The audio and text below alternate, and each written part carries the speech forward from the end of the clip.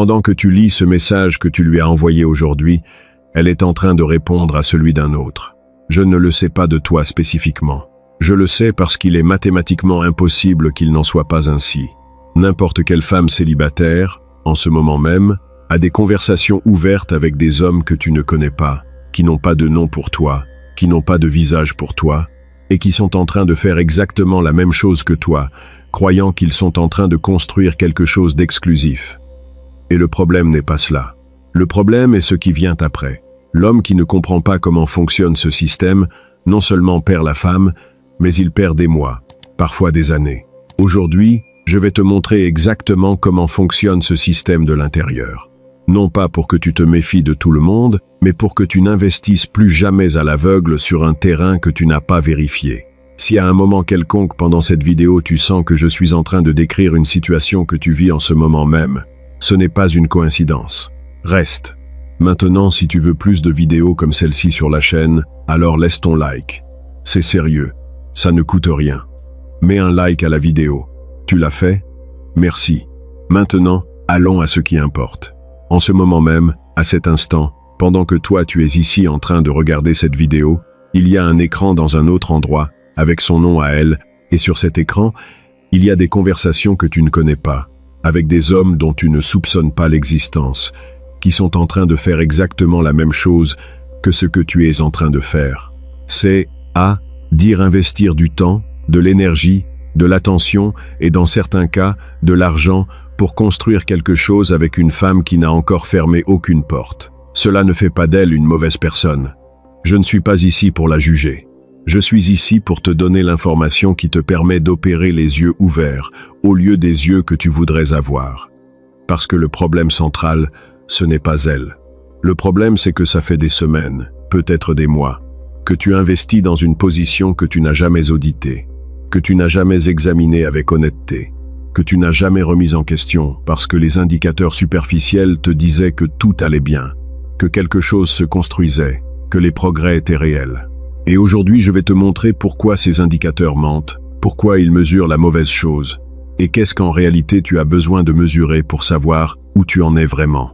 Parce qu'il y a une différence énorme entre la place que tu crois occuper dans sa vie et la place que tu occupes réellement, et cette différence, quand elle se révèle tard, quand tu as déjà mis trop de choses sur la table sans avoir rien vérifié, c'est le genre de coup dont certains hommes mettent des années à se remettre. Pas à cause d'elle, mais à cause du temps qui ne revient pas.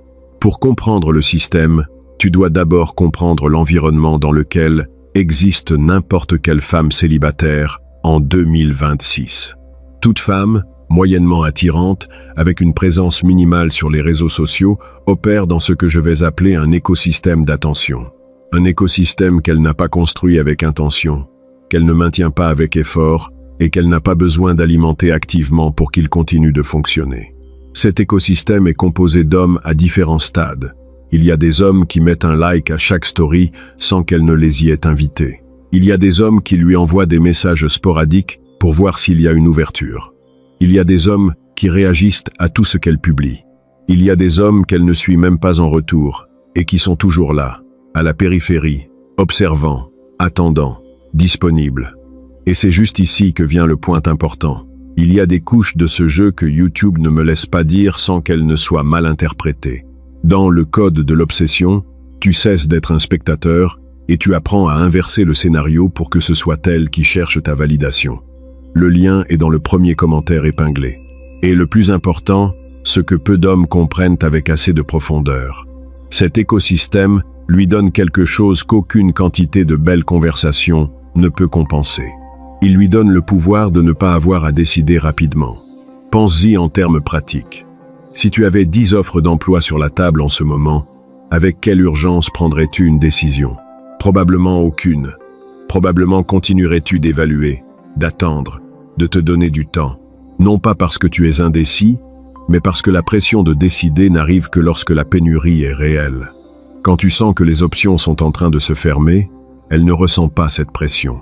Et elle ne la ressent pas parce que l'écosystème qui l'entoure la lui élimine automatiquement tous les jours, sans qu'elle n'ait à faire quoi que ce soit pour que cela se produise. Et toi, tu es en train d'essayer de construire quelque chose de solide à l'intérieur de cet environnement, sans savoir que l'environnement existe. Ici vient la partie qui fait le plus mal à accepter parce qu'elle touche quelque chose de très spécifique. L'attention qu'elle te donne ne te dit pas où tu en es dans son monde. Et pourtant, c'est exactement ce que nous utilisons pour mesurer le progrès. Elle me répond, donc elle est intéressée. Elle m'écrit en premier parfois, donc il y a une connexion réelle. Je la fais rire, donc j'avance. Ça, ce n'est pas de la mesure. Ça, c'est de l'auto-illusion avec des preuves sélectionnées. Parce que dans l'environnement numérique d'aujourd'hui, donner de l'attention a un coût d'exactement 0. Répondre à un message coûte 0. Maintenir une conversation agréable coûte 0. Donner une continuité à quelqu'un qu'elle apprécie coûte 0. Et quand quelque chose coûte 0, sa présence ne révèle pas une préférence. Elle révèle que l'échange n'a pas de coût. Et voici le point qui change tout. Celui que j'ai promis au début et que je suis maintenant en train de te livrer avec une précision totale. Tu as été en train de lire des signaux d'attention comme s'ils étaient des signaux de sélection, et ce n'est pas la même chose, ça ne l'a jamais été. Mais dans le monde physique d'avant, avant Instagram, avant les messages directs, avant que n'importe quel homme puisse contacter n'importe quelle femme à tout moment depuis le canapé de sa maison, l'attention d'une femme avait un coût implicite parce que l'accès était limité. Si elle te donnait de l'attention, c'était un signal réel parce que l'univers d'alternative était également limité. Aujourd'hui, cet univers n'a pas de plafond. Et quand l'univers d'alternative n'a pas de plafond, l'attention cesse d'être un indicateur fiable de quoi que ce soit. Elle devient ce qu'est la maintenance de portefeuille. Toi, dans ce portefeuille, tu n'es pas sélectionné. Tu es inclus. Et être inclus n'est pas la même chose qu'être choisi. Je veux que tu fasses quelque chose en ce moment. Quelque chose qui requiert une honnêteté réelle.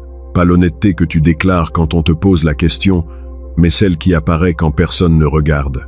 À l'intérieur de l'écosystème d'attention de n'importe quelle femme célibataire, il y a 3 positions dans lesquelles un homme peut se trouver. Et avant que tu ne continues à lire, je veux que tu te situes toi-même, pas là où tu voudrais être. Où es-tu? La première position est celle de l'homme qui a déjà été écarté sans que personne ne le lui ait dit. Cet homme est toujours sur le radar. Il continue d'envoyer des messages. Il continue de croire que quelque chose est en train de se construire. Mais la décision a déjà été prise.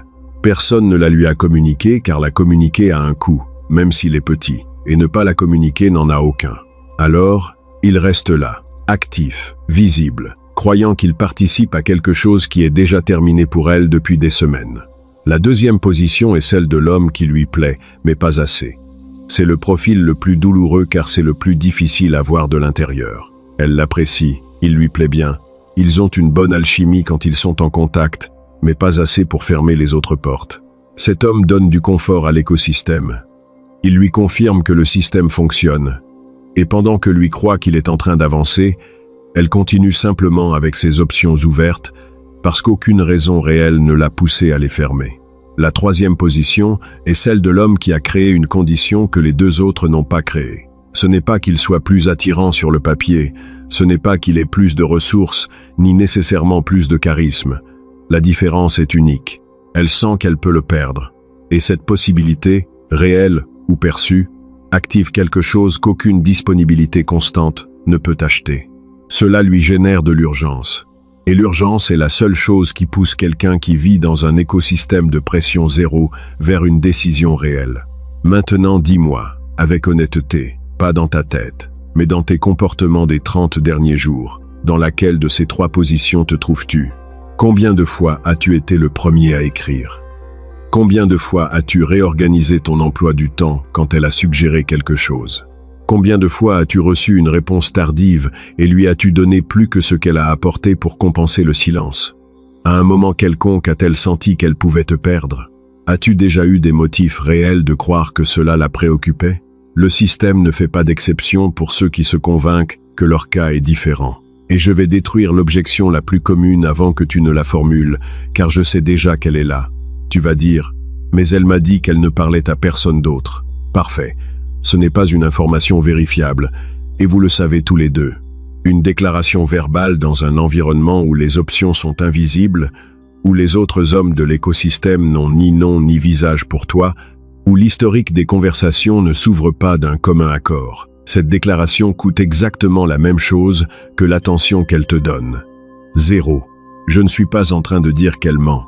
Je suis en train de dire que les mots sont l'instrument de communication le plus facile à contrôler. Et ce qui n'est pas sous contrôle, c'est le comportement. Et le comportement est la seule chose qui vaut comme preuve réelle. Que fait-elle quand elle n'est pas avec toi? Que fait-elle quand tu es absent pendant 3 jours? Que fait-elle quand elle sent que tu pourrais partir? Prend-elle des mesures pour s'assurer de toi ou continue-t-elle simplement sa journée parce que l'écosystème lui confirme que les options ne vont pas disparaître demain? Et ici, à la fin, nous séparons les hommes qui comprennent de celui qui ne fait qu'écouter et recommence à poursuivre.